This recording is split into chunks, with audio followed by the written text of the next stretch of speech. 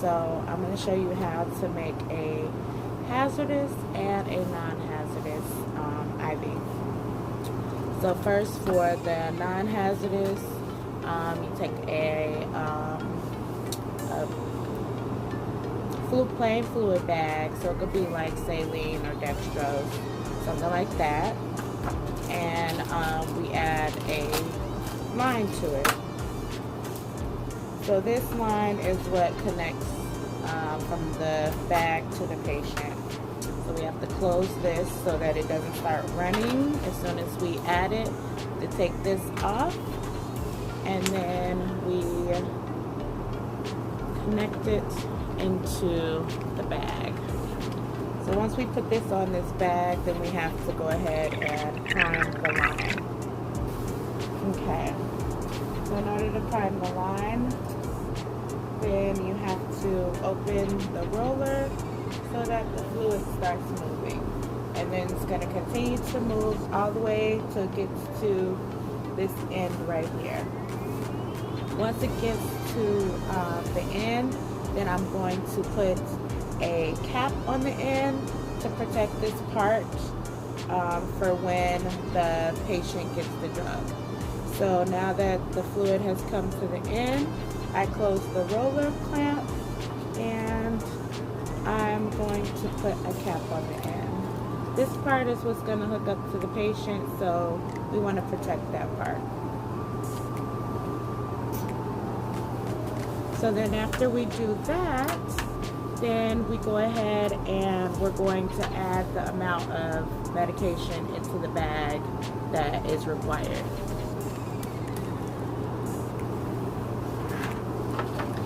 So we take a syringe, they come in different sizes, depending on how much you want to need to put in there. So we're gonna do like a fake drug. This is just water. So we have to take the cap off, and then we have to wipe this with the alcohol swab. Let me get a swab. So then we have to wipe that rubber part with an alcohol swab. Then we take a needle. Now these needles are much bigger than the needles that you would use to get an injection. So we have to go in at a 45-degree angle, and then you would draw however much you need. So let's just say that we need 15 mLs.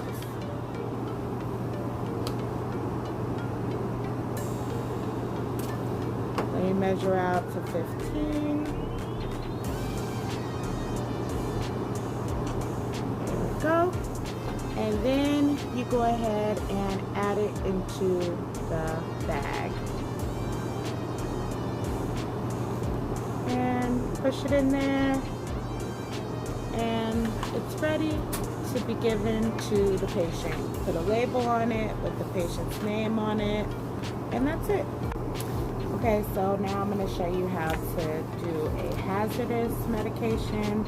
So you do the same thing. Get a fluid bag, and you take this blue thing off, and instead of just adding the line, we have to add this piece, and that's where we're going to add the drug. So we're going to put this on first, and then we can add our tubing. So then we're going to close this like we did on the other one so that it doesn't start running as soon as we put it on. And then we connect the tubing after that part. Squeeze the chamber.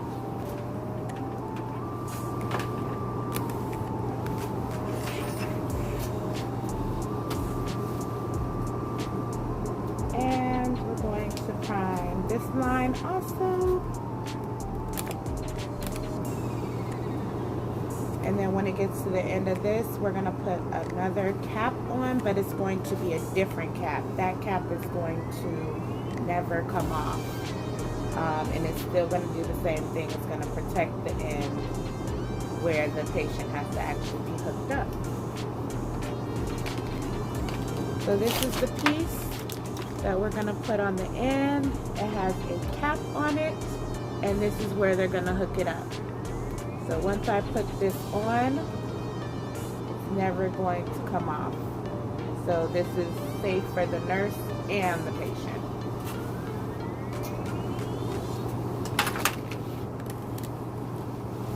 So then I have to add the drug for this one.